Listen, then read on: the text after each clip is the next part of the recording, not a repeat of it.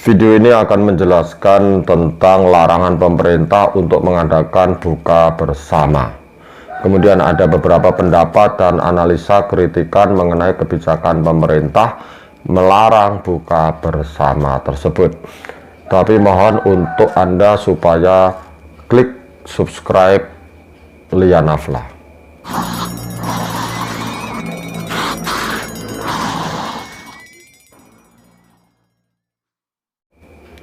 Selamat datang di Majelis Topeng. Majelis Topeng adalah salah satu playlist di channel Lianafla.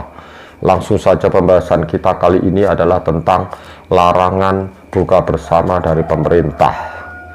Pada tahun 2023 atau 1444 Hijriah ini, pemerintah melalui Sekretaris Kabinet mengeluarkan surat edaran larangan.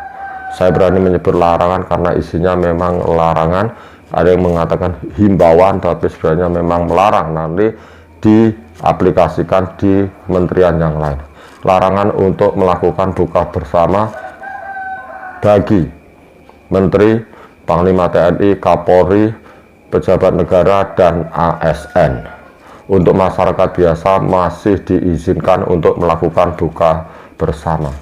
Alasan pelarangan ini adalah karena saat ini Indonesia masih dalam masa transisi pandemi ke endemi.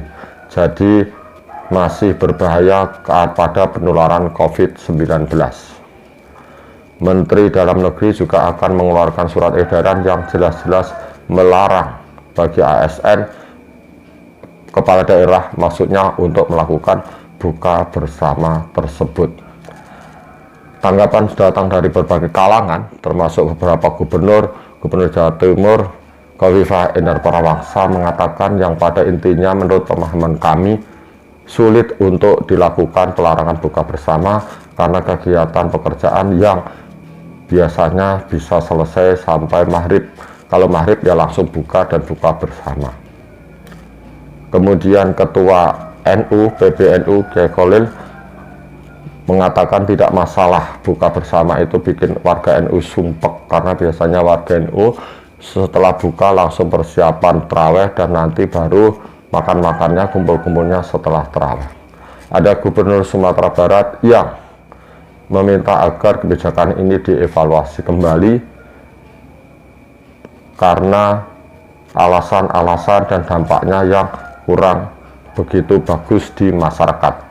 Kemudian dari Partai Keadilan Sejahtera atau PKS yang jelas tidak setuju dengan kebijakan pemerintah tentang pelarangan buka bersama bagi pejabat kementerian dan juga ASN ini. Alasannya adalah pertama, karena alasan yang digunakan pemerintah tidak masuk akal. Masa transisi pandemi ke endemi tidak masuk akal karena sebelumnya sudah terlihat jelas Presiden, para menteri, pejabat negara tidak memakai masker. Hajatan, acara di Mandalika, balapan motor, dan semua yang dihadiri banyak ribuan orang, tidak ada larangan. Tidak ada larangan. Apakah hanya ASN itu yang menyebabkan COVID? Kemudian menurut PKS, sebaiknya pemerintah justru membolehkan acara buka bersama sebagai wadah atau wahana untuk mensosialisasikan dan untuk silaturahmi program-program pemerintah. Dari kalangan pemerintah sendiri juga ada yang mengatakan bahwa saat ini Indonesia atau pejabat negara sedang jadi sorotan, utamanya setelah kasus pegawai pajak, pegawai bea cukai di Departemen Keuangan atau Kementerian Keuangan, sehingga buka bersama yang berfoya-foya itu hanya bisa dialihkan untuk kegiatan lain yang bermanfaat. Demikian juga pendapat dari Ketua PBNU, dana untuk buka bersama bisa untuk anak yatim misalnya. Publik, masyarakat menanggapi sebenarnya alasan pemerintah melakukan pelarangan buka bersama ini alasannya karena kesehatan, masa transisi dari pandemi ke endemi, atau masalah takut pejabat negara akan memboros-boroskan uang karena sekarang sedang menjadi sorotan. Sebaiknya pemerintah lebih jelas, lebih detail dalam memberikan alasan pelarangan ini, dan teknisnya seperti apa harusnya lebih dijelaskan. Demikian sebagian warga menanggapi. Misalnya, apakah ASN tidak boleh ikut dalam buka bersama ketika 99% peserta lainnya adalah masyarakat umum, bukan ASN, bukan menteri, bukan pejabat negara. Tidak boleh logikanya, karena ASN tidak boleh, tetapi masyarakat umum kan boleh, dan itu memang sulit dihindari. Kenapa harus dilarang? Kalau buka bersama dilarang, kenapa tidak dilarang semua untuk masyarakat umum juga? Menteri Agama mengatakan bahwa pemerintah tidak anti-Islam. Memang tidak. Tidak ada masyarakat sepertinya yang berpendapat seperti itu.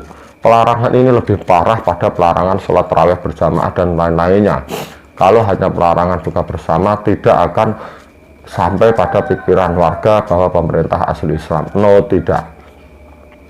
Tetapi sebaiknya pelarangan itu juga berlaku secara umum, atau kegiatan-kegiatan lainnya yang non buka bersama, atau pejabat negara yang masih pakai masker. Kalau memang PPKM dicabut kemudian ada transisi, ya bagaimana caranya?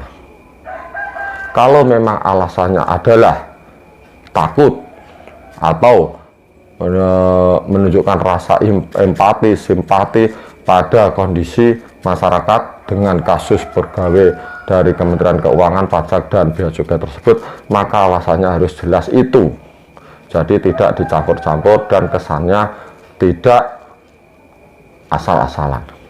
Yang berikutnya, kalau memang itu pelarangan atau himbauan, karena di mana-mana sebutannya memang pelarangan, diwujudkan dengan surat edaran dari Menteri Dalam Negeri misalnya, dan kementerian lain nanti bunyinya itu melarang, maka harus ada sanksinya. Ingat, Habib Rizik pernah dipenjara karena mengadakan acara yang mendatangkan orang banyak, dan itu dianggap tidak adil. Jangan sampai kalau ini pelarangan juga tidak ada sanksi. Jadi sebaiknya pemerintah berlatih untuk melakukan sesuatu yang memang tegas, jelas, dan diterima semua masyarakat. Setidaknya beberapa golongan masyarakat memang menerima itu. Jangan karena takut, karena itu pemerintah, jelas ASN, menteri, dan lainnya takut dengan kebijakan ini, tapi mungkin di luar mereka akan berkata kritikan, sebenarnya tidak setuju, dan sebagainya. Begitu tentang pelarangan buka bersama oleh pemerintah bagi kementerian, pejabat negara, Kapolri, Panglima TNI, dan ASN. Anda sedang menonton Majelis Topeng. Sampai bertemu lagi di kesempatan lain.